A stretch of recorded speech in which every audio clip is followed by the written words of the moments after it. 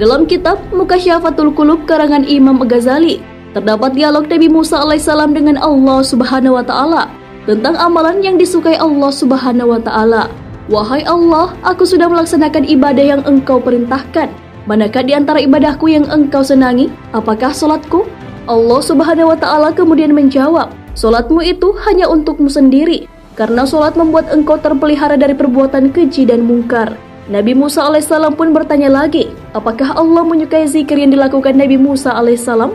Allah pun menjawab, zikirmu itu untuk dirimu sendiri, karena zikir membuat hatimu menjadi tenang. Nabi Musa alaihissalam pun terus menggali informasi mengenai amalan yang disenangi oleh Allah Subhanahu wa taala dan mengatakan, apakah puasaku? Kemudian Allah Subhanahu wa taala menjawab, puasamu itu hanya untukmu saja, karena puasa melatih diri dan mengekang hawa nafsu. Tak sampai di situ, Nabi Musa alaihissalam masih bertanya, lalu ibadah apa yang membuat engkau senang ya Allah? Allah pun menjawab, sedekah. Tak kala engkau membahagiakan orang yang sedang kesusahan dengan sedekah, sesungguhnya aku berada di sampingnya. Dari dialog tersebut, ibadah-ibadah seperti sholat, puasa, dan zikir tidak menjamin Allah senang kepada kita, walaupun pahalanya tinggi. Ibadah-ibadah tersebut hanya berdampak bagi diri sendiri, tapi tidak berdampak kepada orang lain. Sedekah merupakan ibadah atau amal perbuatan yang bukan hanya berpahala tinggi bagi diri sendiri, tetapi juga dapat membuat bahagia orang lain yang sedang kesulitan dan membutuhkan uluran tangan. Hal inilah yang disenangi oleh Allah Subhanahu wa taala. Abdul Aziz bin Umair mengatakan bahwa sholat hanya mengantarkan kita setengah perjalanan menuju surga, sedangkan puasa mengantarkan kita ke depan pintu surga. Namun sedekah membuat kita masuk ke dalam surga.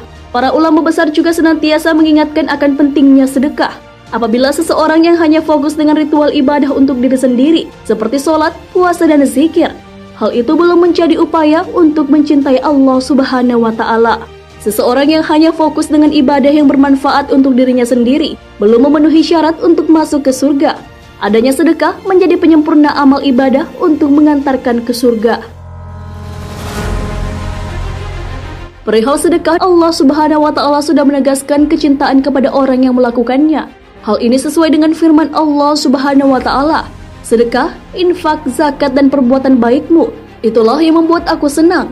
Karena tak kala engkau membahagiakan orang yang sedang susah, aku hadir di sampingnya, dan aku akan menggantinya dengan ganjaran 700 kali lipat. Quran Surah Al-Baqarah ayat 261 hingga 262.